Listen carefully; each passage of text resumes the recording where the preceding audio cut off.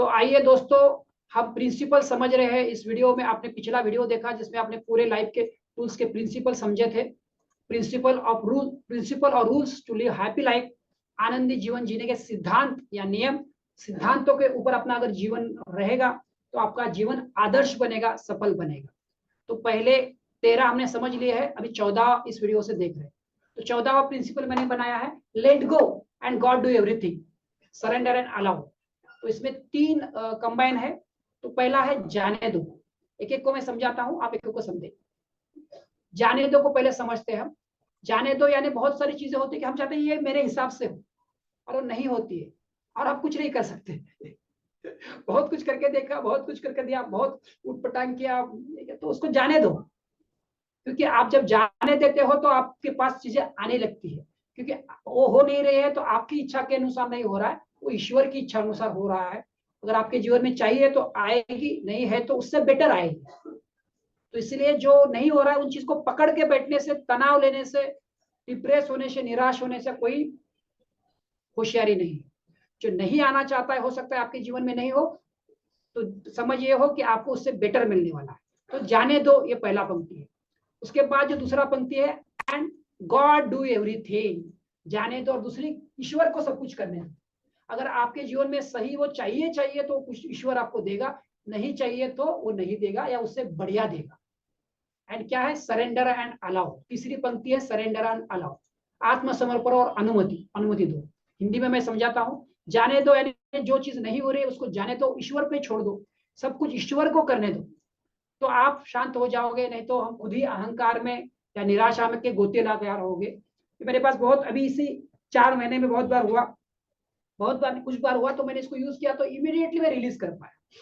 ये प्रिंसिपल मैंने अभी डाला है, मैं खुद बोल रहा हूँ 4 महीने से और लोगों को भी सिखा रहा हूँ। तो ये प्रिंसिपल काम करता है ना।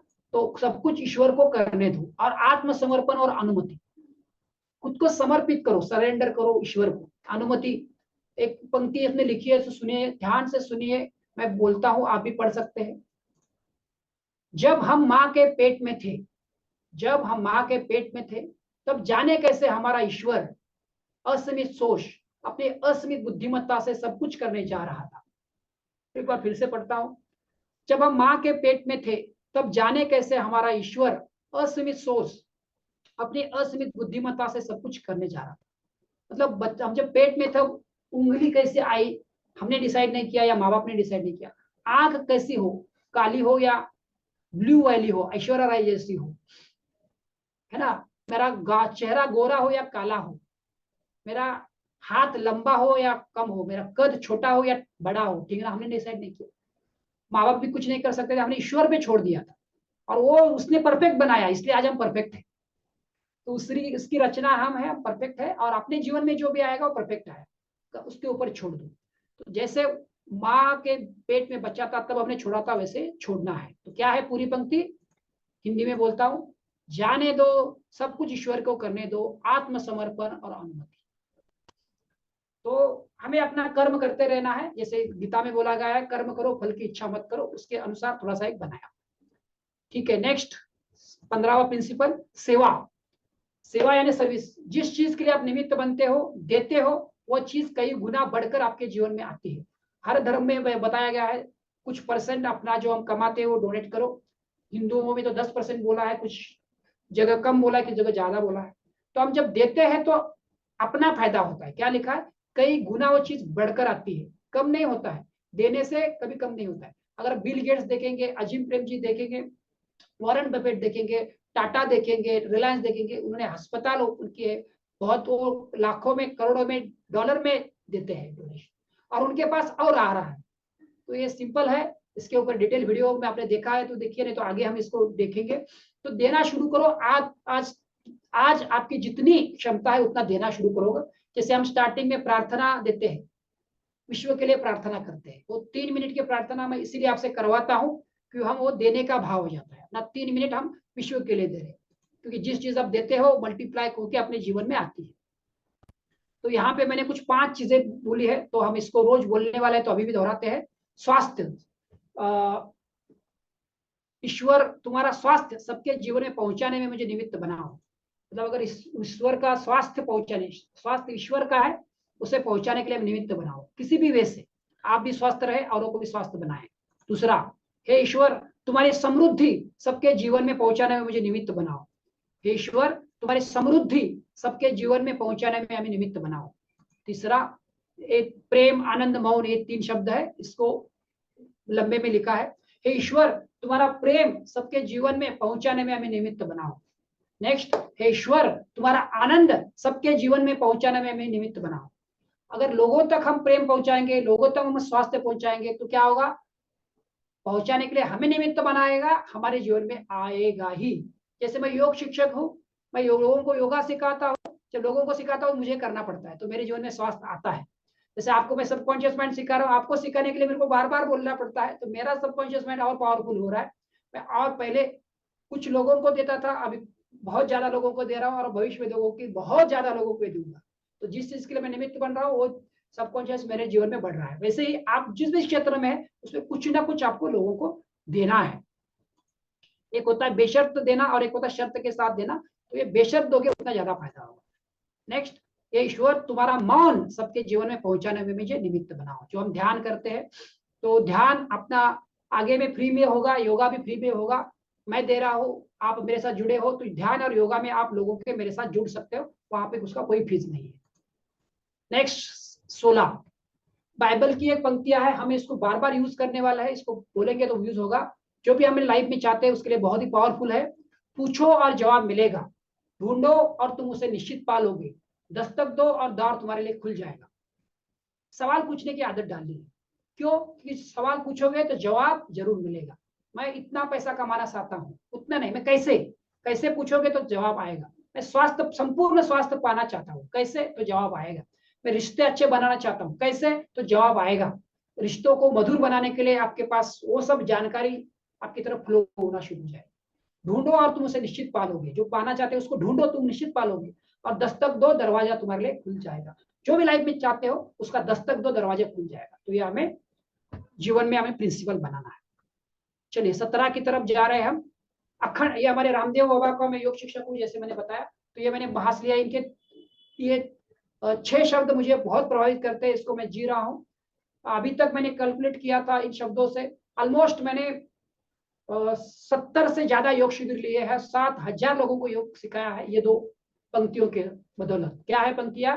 पहली पंक्ति है अखंड प्रचंड पुरुषार्थ, और दूसरी है विकल्प रहित संकल्प। मैं समझाता हूं।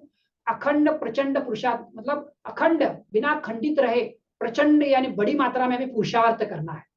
यानी पुरुषार्थ यानी मतलब महिलाओं के लिए नहीं है, ऐसा नहीं है, दोनों के लिए है। हमें, हम जो काम कर रहे हो बढ़िया करना है, अखंड तरह से करना है, प्रचंड तरह से करना है, और पुरुषार्थ करने करना है। जैसे मैंने बोला है, जब 15 सालों से मैं योगा सिखा रहा हूँ, 7,500 लोग हो गए, और हजारों लोग तो है जो डायबिटीज से मुक्त है। तो ये पंक्ति ने मुझे प्रेरित किया, और आगे भी मैं करने वाला हूँ।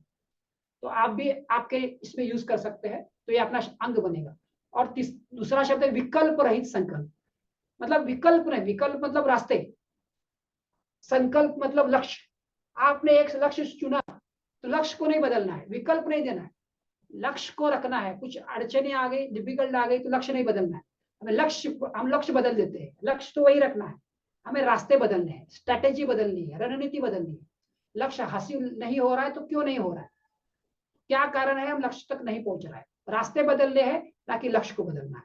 विकल्प रहित संकल्प, एक बार संकल्प लिया तो कोई विकल्प नहीं है, विकल्प रहित संकल्प लेना है। और एक बार आपने संकल्प लिया तो अखंड प्रचंड पुरुषार्थ होगा।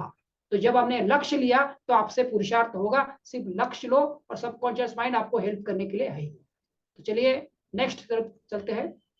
18 प्रिंसिपल, मोर देन इनफ, मेरे पास पर्याप्त से अधिक है। साथ में दोहराइए, मोर देन इनफ, मेरे पास पर्याप्त से अधिक है।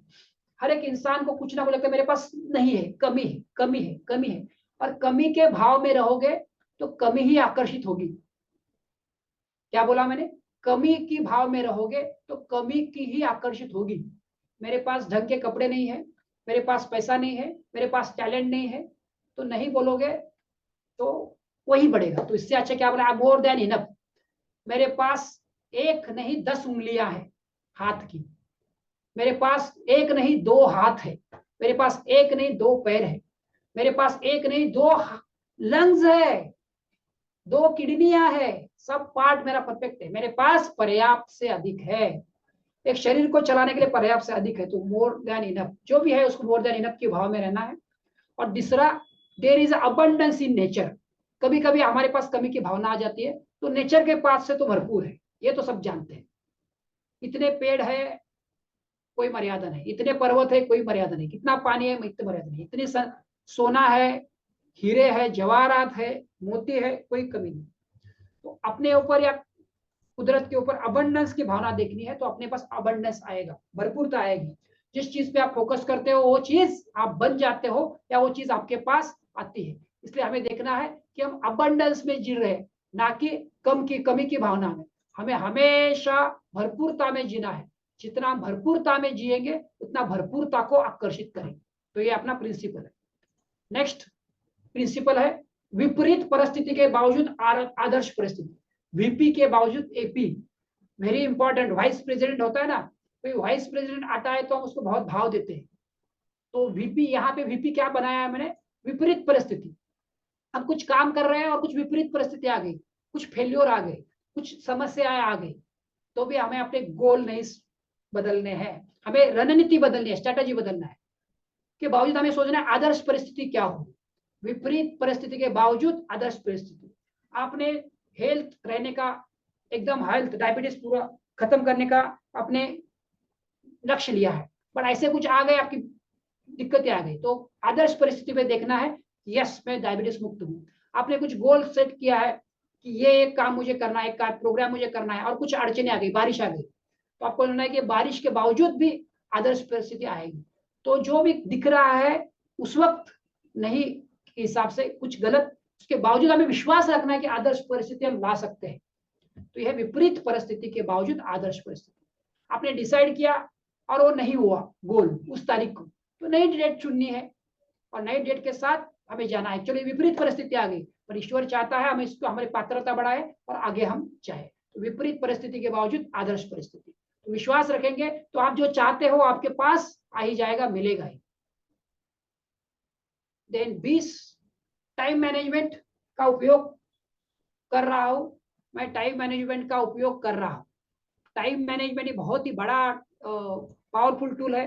जितना आप समय का उपयोग करते हो उतना समय आपको यूज में आता है, क्योंकि अमीर हो या गरीब सबको 24 घंटे मिले हैं, और जो 24 घंटों का सही उपयोग करता है वो सफल बन जाता है। तो टाइम मैनेजमेंट सुबह से लेकर शाम तक 45 शाम को 45 मिनट, और शाम को और सुबह को 45 मिनट का तो मैं आपसे करवा के ले रहा हूँ। तो दिन भर का भी आपका टाइम मैनेजमेंट आप यूज करोगे तो आप देखोगे कि आपको सफल होने से कोई नहीं रोक सकता। तो डिटेल आपने वीडियो देखा है, अगर नहीं देखा है तो देखिए। और पैरेटो लॉ को यूज करना है। पैरेटो लॉ क्या करता है, 80% 80-20 रूल का उपयोग कर रहा हूँ। क्या है 80-20 रूल, तो आपके 80% काम आपको 20% रिजल्ट देते हैं। 80% काम 20% रिजल्ट देते हैं, और 20% काम 80% रिजल्ट देते हैं। तो हमें देखना है मैं ऐसे कौन से 20% काम कर रहा हूं जो मुझे 80% रिजल्ट देगी। तो उस 20% काम को हमें करना शुरू करना है। क्या मैंने बताया, ऐसे कौन से 20% काम है जो मैं करूंगा जो मुझे 80% रिजल्ट देगी। तो ये प्रैक्टिस से आएगा, रोज हम इस प्रिंसिपल को बोल रहे हैं तो अपना वो स्वभाव बनेगा। जैसे एग्जाम्पल है, कोई काम हमें कराना है तो दुनिया से कराएंगे अपना काम नहीं होगा, बट लीडर के पास जाएंगे तो अपना काम फटाक से हो जाएगा। तो हम 20% काम मेरे कौन से है, सवाल पूछना है कौन से सवाल है, तो 20% का उपयोग कर रहा हूं और 80% रिजल्ट ला रहा हूं। 20% काम कर रहा हूं और 80% रिजल्ट ला रहा हूं। और आखिरी प्रिंसिपल अभी के इसमें, प्रार्थना करें। सबसे छोटी प्रार्थना मुझे कर दो। जब भी लगे कि यार कुछ समझ में नहीं आ रहा है, कुछ दिमाग की बत्ती गुल हो रही है, तो प्रार्थना एक बहुत बड़ा हथियार है। समस्या का पहले समाधान ईश्वर ने आपको दिया है, आपके अंदर वो शक्ति है, उस समस्या को आप मात कर सकते हो, हमें पता नहीं है तो ईश्वर ने हर एक को दिया है। प्रार्थना यानी आपका एक विचार, एक गुहार, एक दिल से पुकार। जब आप दिल से पुकारते हो ईश्वर को, अल्लाह को, जिसे भी आप मानते हो, तो प्रार्थना करो। सबसे छोटी प्रार्थना, मुझे मदद करो, या मदद मदद मदद, दिल से। ये मैंने बहुत बार किया है, मैंने खुद अनुभव किया है, तो बहुत लोगों को मैंने सिखाया है। तो प्रार्थना करो, आप तक वो चीज जो चाहिए वो पहुंच जाएगी। आपको विज्ञान समझ में आए नहीं आए तो मुझे मदद करो। और श्रद्धा यानी विश्वास, श्रद्धा यानी विश्वास, दोनों एक ही है। श्रद्धा कोई विश्वास, विश्वास कोई श्रद्धा। और धीरज रख, धीरज के साथ हमें पकड़ना। हम जो भी लक्ष्य पाना चाहते हैं तो श्रद्धा रखेंगे कि वो होने वाला है, और धीरज रखेंगे। जब धीरज रखेंगे, सबूरी रखेंगे, तो वो चीज अपने पास आएगी। हम ज्यादा अस्वस्थ नहीं होंगे, असुरक्षित नहीं महसूस करेंगे। हमने एक लक्ष्य डिसाइड किया, हम मेहनत कर रहे हैं, तो उसका फल आना ही आना है। तब तक हमें थोड़ा सा श्रद्धा रखना है, विश्वास रखना है, क्योंकि विश्वास से पर्वत हिल जाता है, और धीरज से वो चीज आपको दिखती है कि पर्वत हिल गया है, और आप जो चाहते हैं वो जीवन में आपके आ जाता है। तो ये 21 प्रिंसिपल आज से हम रोज पढ़ने वाले हैं, रोज बोलने वाले हैं। 21 प्रिंसिपल का पीडीएफ आपके पास आ जाएगा। आपको भी जब हमारा सेशन रहता है तो भी हम तो बोलने ही वाले हैं, अपना जो सुबह के सेशन और शाम के सेशन में। जब सेशन नहीं रहेगा तो ये आप भी बोलने वाले हैं। सो देयर प्रिंसिपल, ये सिद्धांत, ये नियम आपके जीवन में भी आए, और आपका जीवन फले फूले, आपका जीवन में हैप्पी हो, और आपका जो गार्डन है उस गार्डन में अच्छे अच्छे पेड़ आए, फलों के, फूलों के पेड़ आए, और आप भी समृद्ध जीवन जिए, यही कामना है। तो यस, आशा करता हूँ ये वीडियो आपको पसंद आया होगा। फिर मिलते हैं अगले वीडियो में इसी पावरफुल टॉपिक के साथ। Thank you very much. Yes, तो अगले वीडियो में हम मिलने वाले हैं।